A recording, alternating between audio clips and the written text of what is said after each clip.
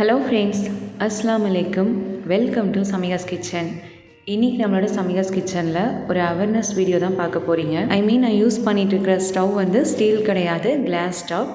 அந்த மேலே இருக்கிற கண்ணாடி தான் வந்து திடீர்னு வந்து வெடிச்சிருச்சு. என்ன நடந்துச்சுன்னா, இன்றைக்கி மார்னிங் பிரேக்ஃபாஸ்ட்டுக்கு தோசை வந்து சுட்டுட்டு இருந்தேன். எல்லாேருக்கும் தோசை சுட்டு கொடுத்துட்டு ஃபைனலாக எனக்கு தான் வந்து தோசை சுட்டுட்டு இருந்தேன். ஸோ பக்கத்து வீட்டுக்காரங்க கூப்பிட்றாங்கன்னு சொல்லிவிட்டு தோசையை வந்து கல்லில் வந்து தோசை குக் ஆகிக்கிட்டு இருக்கு. நான் என்னென்னு கேட்குறதுக்கு ஒரு 4 ஸ்டெப் தான் எடுத்து வச்சுருந்தேன். பார்த்திங்கன்னா திடீர்னு ஒரு சவுண்டு கொஞ்சம் ஹெவியாகவே இருந்தது. கிளாஸ் உடையிற சவுண்டு நல்லாவே கேட்டுச்சு. என்னது உடைஞ்சதுன்னு சொல்லிவிட்டு ஒரு நிமிஷம் வந்து எனக்கே தெரில.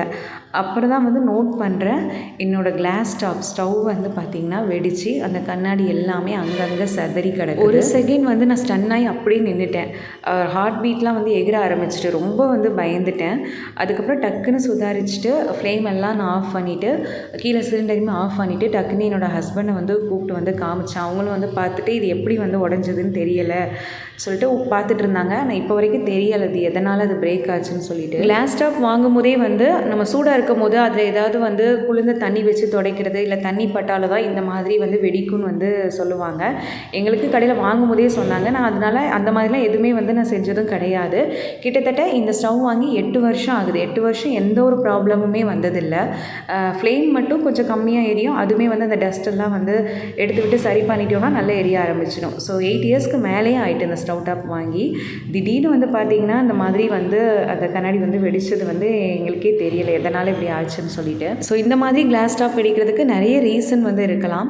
அது நல்லா சூடாக இருக்கும்போது அதில் தண்ணி, ஐஸ் கட்டி இந்த மாதிரி ஏதாவது பட்டாலோ, அப்படி இல்லைனா ஏதாவது ஒரு சின்ன கிராக் நமக்கே தெரியாமல் அதில் இருந்து அது நல்லா அந்த கேஸ் ஸ்டவ் வந்து சூடாகும் போது அந்த கிளாஸ் வந்து வெடிக்கிறது இந்த மாதிரி நிறைய ரீசன் வந்து இருக்கலாம். பட் இது எந்த ரீசனால் வெடிச்சதுன்னு எங்களுக்கே வந்து தெரியலை. நிறைய வீடியோஸில் வந்து நான் பார்த்துருக்கேன் இந்த மாதிரி கிளாஸ் டாப்லாம் வந்து வெடிச்சிருக்குன்னு சொல்லி நிறைய பேர் வீடியோலாம் போட்டு பார்த்துருக்கேன். பட் இன்றைக்கி டேரெக்டாக நானே வந்து நேரில் அதை பார்த்தப்போ வந்து பார்த்திங்கன்னா எனக்கு அவ்வளோ ஷாக்கிங்காக இருந்தது. நல்ல வேலை, இறைவனுக்கு தான் வந்து நான் நன்றி சொல்லணும்.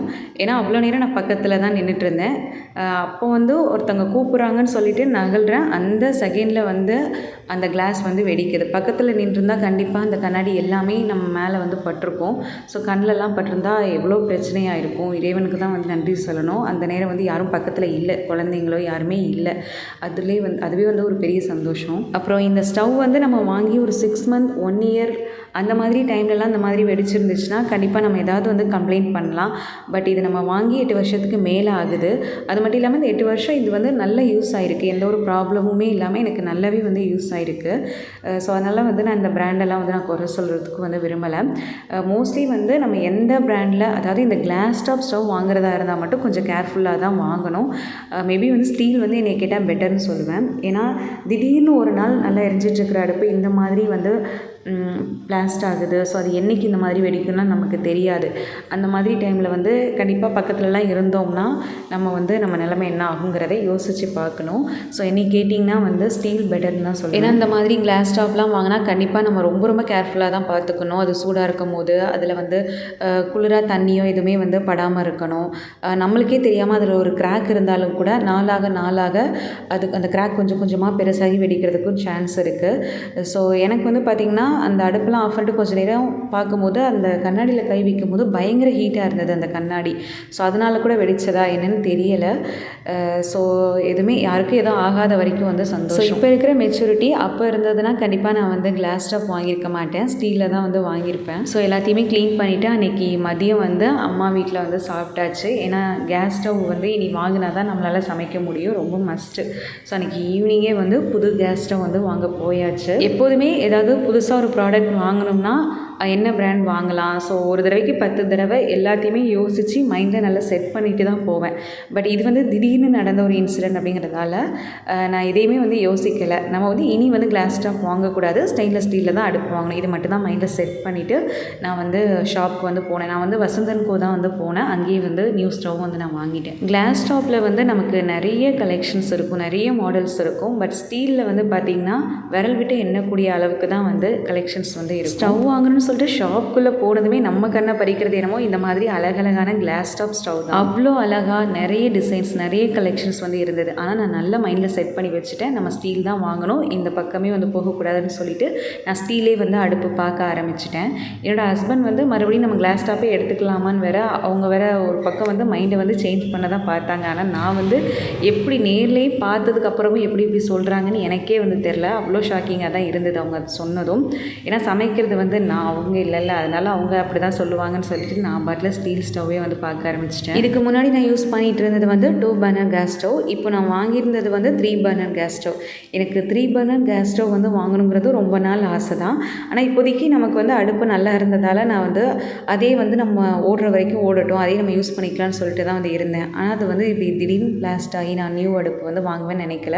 ஸோ இப்போ நியூவாக வந்து வாங்கினதுனால நான் 3 பர்னரில் ஸ்டெயின்லெஸ் ஸ்டீலே வந்து ஸ்டவ் வாங்கிட்டேன். அப்புறம் ஸ்டெயின்லெஸ் ஸ்டீலையும் வந்து நிறைய மாடல்ஸ் பார்த்தோம். ஸோ முன்னாடிலாம் ஸ்டெயின்லெஸ் ஸ்டீலில் ரொம்ப உயரமாக இருக்கும் அந்த அடுப்பு, வந்து கொஞ்சம் ஓல்டு மாடலாக இருக்கும். பட் இப்போ வந்து பார்த்திங்கன்னா அதுலேயே நிறைய அட்வான்ஸாக வந்து நியூ மாடல்ஸ்லாம் வந்து வந்துருச்சு. கொஞ்சம் கலெக்ஷன்ஸ் இருந்தாலுமே எல்லாமே நல்லா பார்க்குறதுக்கு நல்லா தான் இருந்தது. நான் வந்து அந்த பட்டர்ஃப்ளைல வந்து பார்த்துட்டு இருந்தேன் 3 பர்னர். பட் அது வந்து கொஞ்சம் காஸ்ட்லியாக இருந்தது. நம்மளோட பட்ஜெட்டுக்கு வந்து அது வாங்குற மாதிரி இல்லை அப்படிங்கிறதால நான் என்னோடய பட்ஜெட்டுக்கு ஏற்ற மாதிரி வந்து ஸ்டவ் வந்து பார்க்க ஆரம்பித்தேன். அப்போ என்னோடய பட்ஜெட்டுக்கு ஏற்ற மாதிரி ஒரு ஸ்டெயின்லெஸ் ஸ்டீல் ஸ்டவ் வந்து கிடைச்சது. ஸோ இப்போ நாங்கள் பார்த்துட்ருக்கோம்ல, இது வந்து மீடியம் பிராண்டு. அப்புறம் என்னோடய ஹஸ்பண்ட் வந்து இந்த மீடியமில் இந்த ஸ்டவ், இது வந்து மீடியம் விவா ப்ரோன்னு சொல்லிட்டு ஒரு மாடல், இந்த மாடல் வாங்குவோம் அப்படின்னாங்க. பட் எனக்கு இதை விட அந்த மீடியமில் எஸ்எஸ் லீக்குன்னு சொல்லிட்டு ஒரு பிராண்ட் இருந்தது, பிராண்ட் இல்லை, ஐ மீன் ஒரு மாடல் இருந்தது. ஸோ அதுதான் வந்து எனக்கு பிடிச்சிருந்தது. ஸோ நான் சொல்கிறது இந்த மாடல், இது வந்து எனக்கு பிடிச்சிருந்தது. ஏன்னா இதில் வந்து அந்த மேலே இருக்கிற அந்த பிளாக் கலர் அந்த கம்பிலாம் வந்து பார்த்திங்கன்னா நல்ல ஒரு ஹெவி வெயிட்டில், இந்த ஸ்டவ்வுமே வந்து நல்ல ஒரு ஹெவி வெயிட்டில் நல்லா இருந்தது. எனக்கு ரொம்ப பிடிச்சிருந்தது. நல்ல ஸ்லிம் ஃபிட்டாகவும் இருந்தது. அண்ட் எங்களோட பட்ஜெட்டுக்கு ஏற்ற மாதிரி இருந்ததால் நான் வந்து இதே வந்து வாங்கிக்கிட்டேன். அப்புறம் இன்னொன்று வந்து அந்த ஸ்டீல் அடுப்பு வாங்கும்போது நம்ம அந்த கேஸ் பைப் அந்த ஓஸ் வந்து மாற்ற இடம் வந்து சைடில் இருக்கிற மாதிரியே பார்த்து வாங்குங்க. ஏன்னா இப்போது நிறைய ஸ்டவ்வில் வந்து பேக் சைடு வந்து இருக்குது. பேக் சைடை விட நம்ம சைடில் இருக்கிறது வந்து பெஸ்ட்டுன்னு தான் நான் சொல்லுவேன். ஸோ நான் வந்து அந்த மாதிரி வந்து பார்த்து தான் வந்து நான் வாங்கியிருந்தேன். நான் அது வந்து உங்களுக்கு ஃபைனலாக வீட்டில் போய் கேஸ் ஸ்டவ் மாட்டினதுக்கப்புறம் நான் அதை வந்து உங்களுக்கு காமிக்கிறேன். இப்போ நாங்கள் வந்து இந்த ஸ்டவ் வந்து வாங்கிட்டோம். ஸோ கடையிலே வந்து எங்களுக்கு ஓப்பன் பண்ணி பார்த்துக்கோங்க, டேமேஜ்லாம் எது இருக்கான்னு சொல்லிட்டு எல்லாம் செக் பண்ணி பார்த்துக்கோங்கன்னு சொல்லி காமிச்சிட்டு இருந்தாங்க. நாங்கள் எல்லாமே பார்த்தோம், எல்லாமே வந்து நல்லா தான் இருந்தது. ஸோ ஃபைனலாக நாங்கள் வந்து பே பண்ணி வாங்கிட்டு வந்துட்டோம். அப்புறம் நாங்கள் வாங்கியிருந்த இந்த ஸ்டவ்வோட ப்ரைஸ் வந்து பார்த்திங்கன்னா 7500. அவங்க வந்து அதிகமாக தான் சொன்னாங்க, கொஞ்சம் பார்கெயின் பண்ணி 7500க்கு இந்த ஸ்டவ் வந்து நாங்கள் வாங்கியிருந்தோம். ஸோ வீட்டுக்கு வந்ததுமே உடனே வந்து கையோட என்னோடய ஹஸ்பண்ட் வந்து கேஸ் ஸ்டவ்வில் கேஸ் கனெக்ஷன்லாம் கொடுத்து செட் பண்ணி கொடுத்துட்டாங்க. முன்னாடி யூஸ் பண்ணிட்டு இருந்தது வந்து 2 பர்னர், அது வந்து கைக்கு அடக்கமாக கொஞ்சம் சின்னதாக இருக்கும். இது வந்து அதுலேருந்து நல்ல பெருசு, ஏன்னா 3 பர்னர் வேறு. அது மட்டும் இல்லாமல் நல்ல ஸ்பேஸ்லாம் வந்து நல்லாவே இருக்குது இந்த ஸ்டவ்வில். அதனால் கொஞ்சம் பெருசாக தெரிஞ்சது அந்த கவுண்டர் டாப்பில் வந்து வச்சு பார்க்கும்போது. அப்புறம் எல்லா பர்னர்லேயுமே ஃபயர்லாம் நல்லா வருதான்னு சொல்லிட்டு செக் பண்ணி பார்த்தோம், எந்த பிரச்சனையும் இல்லை, எல்லாமே நல்லா இருந்தது. அப்புறம் கேஸ் ஸ்டவ் வாங்கும்போது இன்னொன்று முக்கியமாக பார்க்க வேண்டிய ஒரு விஷயம் என்னென்னா, பர்னர் வந்து கொஞ்சம் பெரிய பர்னராக இருக்கிற மாதிரி பார்த்து வாங்குறது ரொம்பவே பெஸ்ட்டு. ஏன்னா நமக்கு சின்ன பர்னராக இருந்தால் அடிக்கடி வந்து சப்போஸ் நம்ம ஏதாவது அதில் பாலோ இல்லை டீ ஏதாவது ஒன்று வடியை விட்டுட்டாலுமே டக்குன்னு போய் அடைச்சிக்கும். அப்புறம் அதுலேருந்து ஃபயர் வந்து ரொம்ப ஸ்லோவாக வரும். ஸோ இந்த மாதிரி நல்ல பெரிய பர்னராக நம்ம பார்த்து வாங்கினோம்னா அந்த மாதிரி சப்போஸ் வடிஞ்சாலும் கூட அவ்வளோ சீக்கிரத்தில் அது வந்து ஃபால்ட் ஆகாது. ஸோ பெரிய பர்னரில் அது ஒரு ப்ளஸ்ஸு.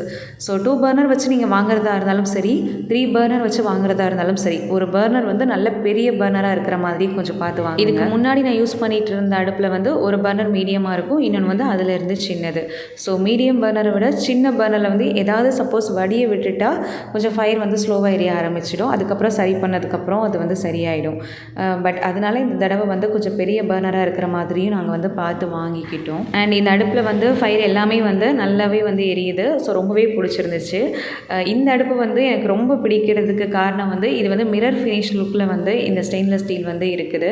ஸோ அது வந்து ரொம்பவே வந்து அழகாக இருந்ததுங்க. அவ்வளோ பளிச்சுன்னு நம்ம முகத்தை வந்து அதில் பார்க்கலாம், அவ்வளோ பளிச்சுன்னு ஒரு மிரர் ஃபினிஷ் லுக் வந்து இதில் இருந்தது.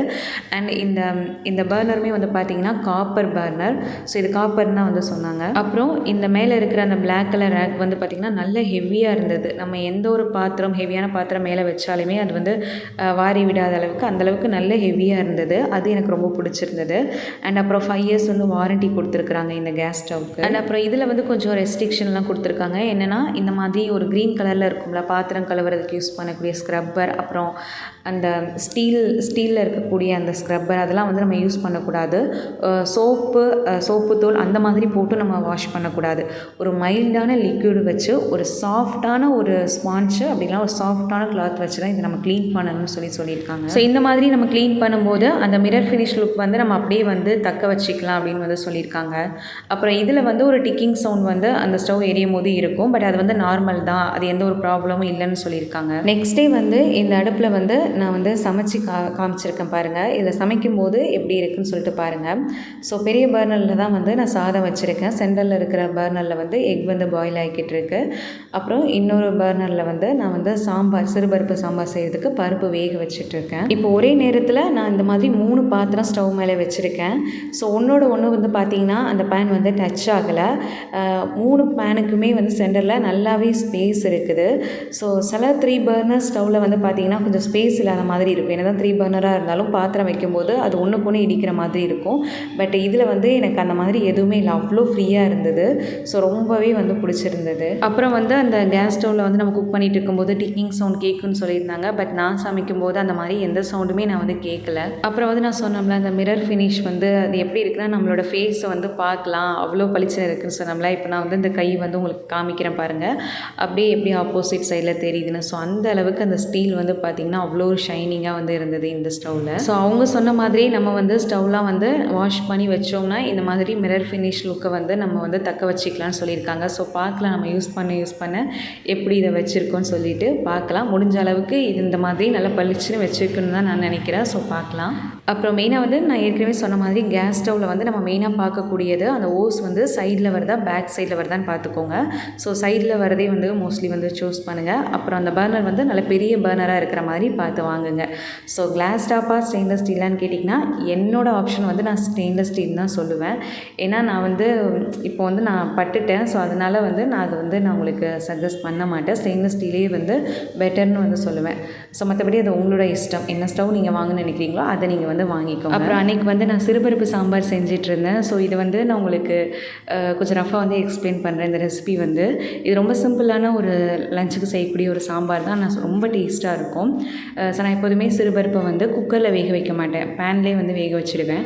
அன்றைக்கி வந்து நான் கொஞ்சம் அதிகமாக செய்கிறதால 200 கிராம் பருப்பை வந்து நல்லா வறுத்துட்டு அப்புறம் அதில் கொஞ்சம் தண்ணி சேர்த்து கொஞ்சம் மஞ்சள் தூள், அதுக்கப்புறம் பருப்பு சீக்கிரம் வேகணும் அப்படிங்கிறதுக்காக அதில் கொஞ்சம் எண்ணெய் ஊற்றி நல்லா குலைவாக அந்த பருப்பை வந்து வேக வச்சு எடுத்துக்கிட்டேன். ஸோ பருப்பு வந்து நல்லா குலைவாக வேக வச்சு எடுத்தால் தான் இந்த சாம்பார் வந்து நல்ல டேஸ்ட்டாக இருக்கும். அப்புறம் பருப்பு நல்லா குலைவாக வெந்ததுக்கப்புறமா இதில் வந்து நம்ம ஒரு பல்லாரி வெங்காயம் கட் பண்ணிவிட்டு சேர்த்துக்கலாம். 2 தக்காளி பழம் கட் பண்ணிவிட்டு சேர்த்துக்கோங்க. அந்த காயில் வந்து நான் முருங்கைக்காயும் உருளைக்கிழங்கு வந்து சேர்த்துருக்கேன். ஸோ முருங்கைக்காய் வந்து மஸ்ட்டு. முருங்கைக்காய் சேர்த்திங்கன்னா தனி ஒரு டேஸ்ட் வந்து இருக்கும் இந்த சாம்பாருக்கு. இது போக எக்ஸ்ட்ரா உங்ககிட்ட என்ன காய் இருக்கோ நீங்கள் சேர்த்துக்கலாம். கத்திரிக்காய், மாங்காய், வெண்டைக்காய் இந்த மாதிரி கூட சேர்த்துக்கலாம். அண்ட் மாங்காய்லாம் சேர்த்திங்கன்னா ரொம்ப ரொம்ப நல்லாயிருக்கும். இருந்தால் கண்டிப்பாக சேர்த்து நான் இந்த ரெசிபியை தனியாக வீடியோ எடுக்கும்போது நான் எல்லா காயும் போட்டு ப்ராப்பராக வந்து உங்களுக்கு செஞ்சு காமிக்கிறேன். ஸோ இன்றைக்கி நான் வந்து ப்ராப்பராக வீடியோ எடுக்கிறதால நான் வந்து இன்றைக்கி உங்களுக்கு சிம்பிளாக தான் வந்து காமிச்சிருக்கேன். இது கூட வந்து தேவையான அளவுக்கு உப்பு, 2 table spoon sambar powder and தண்ணி கொஞ்சம் சேர்த்து அட்ஜஸ்ட் பண்ணிவிட்டு நல்லா மிக்ஸ் பண்ணிவிட்டு மூடி வச்சுட்டு காய் வேகிற வரைக்கும் டைம் கொடுத்துக்கோங்க. காய் நல்லா வெந்ததுக்கப்புறமா இல்லை நம்ம தாளிப்பு சேர்த்துக்கலாம். அப்புறம் இந்த சாம்பாரில் வந்து நான் எந்த மசாலாவுமே சேர்க்க மாட்டேன், சாம்பார் பவுடர் மட்டும் தான் சேர்ப்பேன். ஸோ நம்ம சாம்பார் பவுடர் வீட்டில் அரைச்சதாக இருந்தாலும் சரி, கடையில் வாங்கினதாக இருந்தாலும் சரி, எதுனாலுமே யூஸ் பண்ணிக்கலாம். தாளிப்புக்கு எண்ணெய் சூடு பண்ணிவிட்டு அதில் கடுகு, கருவேப்பிலை, வெங்காயம், கொஞ்சம் பெருங்காயத்தூள் சேர்த்துட்டு அந்த வெங்காயம் நல்ல ஒரு ப்ரௌன் கலர் வர வரைக்கும் நல்லா வந்து அதை வதக்கி விட்டுட்டு அதை வந்து இந்த சாம்பாரில் சேர்த்து நல்லா மிக்ஸ் பண்ணிக்கணும். ஃபைனலாக நெய் இருந்துச்சுன்னா நெய் ஒரு 2 டேபிள் ஸ்பூன் ஊற்றிங்கன்னா நல்ல மனமாக அப்படி ஒரு டேஸ்ட்டில் அல்டிமேட்டாக இருக்கும். ஸோ அவ்வளோதான். இது வந்து ஒரு சிம்பிளான ஒரு சாம்பாருங்க. ஒயிட் ரைஸ்க்கு எந்த ஒரு சைட் டிஷ்ஷுமே இல்லாமல் அப்படியே சாப்பிட்றதுக்கு ரொம்ப சூப்பராக இருக்கும். அண்ட் டிஃபனுக்கு அதாவது இட்லி, தோசை, சப்பாத்திக்கு கூட இது வந்து பார்த்திங்கன்னா ஒரு சூப்பரான ஒரு சைட் டிஷ்ஷாக வந்து இருக்கும். அவ்வளோ டேஸ்ட்டாக இருக்கும். கண்டிப்பாக வந்து ட்ரை பண்ணி பார்த்துட்டு எப்படி இருந்ததுன்னு கமெண்ட்ஸில் சொல்லுங்கள். ஸோ அவ்வளோதான் ஃப்ரெண்ட்ஸ். ஸோ இன்றைக்கி வந்து நான் வந்து கேஸ் ஸ்டவ் பற்றி என்னோட ஒரு எக்ஸ்பீரியன்ஸ், என்னோட ஒரு ஒப்பீனியனை தான் வந்து நான் உங்களோட ஷேர் பண்ணியிருந்தேன். ஸோ உங்களுக்கு வந்து இந்த வீடியோவில் வந்து கேஸ் ஸ்டவ் பற்றின ஒரு சில டிப்ஸும் வந்து உங்களுக்கு நான் கொடுத்துருக்கேன். ஸோ வீடியோ பிடிச்சிருந்தா வீடியோ வீடியோவுக்கு வந்து லைக் போட்டுடுங்க அண்ட் மறக்காமல் சேனலையும் சப்ஸ்கிரைப் பண்ணிக்கோங்க. தேங்க்ஸ் ஃபார் வாட்சிங். பை.